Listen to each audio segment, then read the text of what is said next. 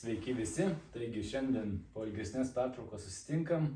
Nepaskelbiau, kas laimėjo knygą, nes sergu, sustojo skrandis, bet nieko. Laimėtojas išrinktas, laimėtojas bus Aušra Uogaitė.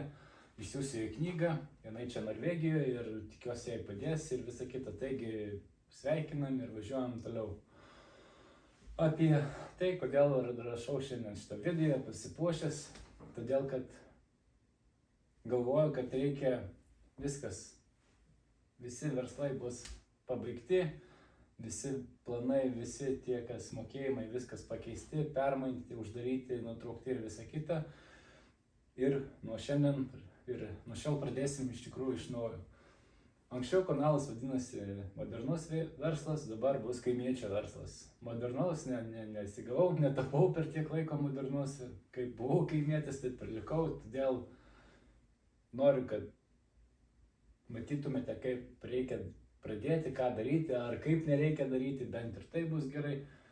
Taigi pradėsim viską iš naujo, nuo internetinių parduotuvių, nuo Instagramo, Facebookų, visą kitą, pasižiūrėsim, kaip seksis, kaip darysis, nes tai, kas vyko, buvo negerai, vykdavo kažkas, kiek uždirbdavau, tiek išleisdavau, tai vadinasi, nėra verslas, tai būdavo daugiau hobiai ir laikas prisipažinti, aš susimoviau labai stipriai ir reikia pradėsim nuo šiandien visiškai kitaip. Taigi junkitės prie kanalo, žiūrėkite, kaip man sekasi ar kaip man nesiseka ir ačiū Jums už peržiūrą ir iki.